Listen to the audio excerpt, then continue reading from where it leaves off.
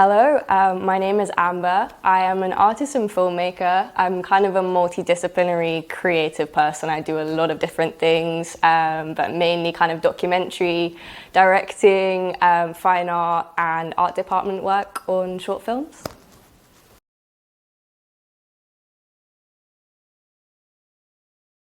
So I'm the costume designer for The Smell of Cut Grass.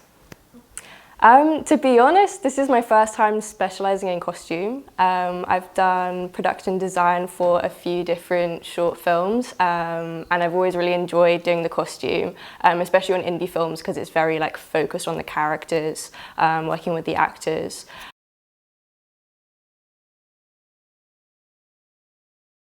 So a typical day on set for a costume designer is obviously making sure all of the costumes are as we want them to be, kind of keeping track of them, and working quite closely with the actors to basically make sure their costume is right, that it fits them right, that it looks right and feels right for them to kind of act in and do their performance in the best way.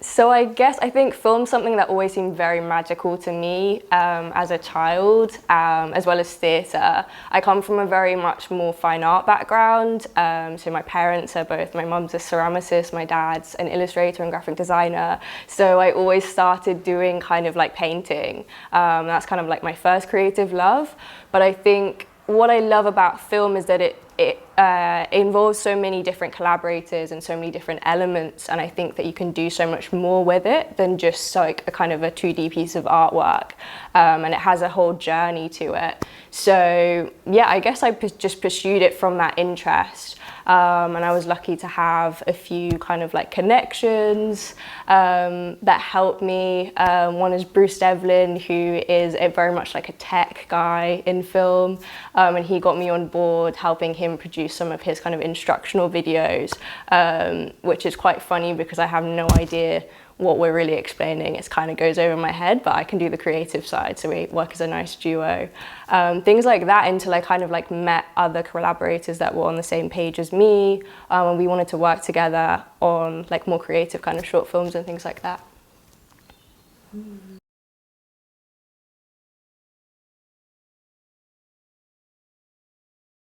Okay, so some of the biggest challenges I've faced in the film industry are probably similar for a lot of women and gender non-conforming people. I think there is such a kind of normativity to the type of person that I guess this type of industry and lots of other industries, it's kind of set out for them.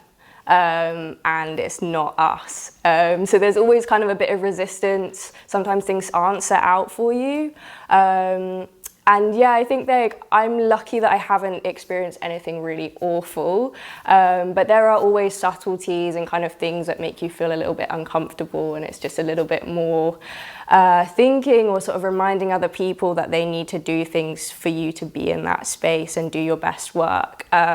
And yeah, things aren't just always set out perfectly for you, unfortunately, but I think things are changing gradually.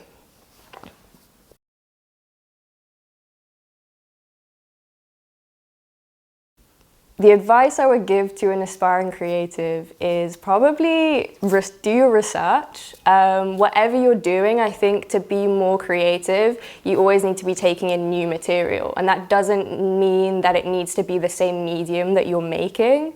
I often look a lot at kind of the natural world or things in museums that I just find interesting and I like looking at.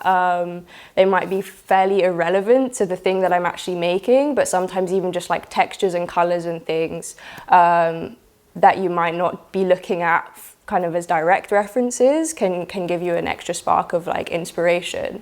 So yeah, I recommend research.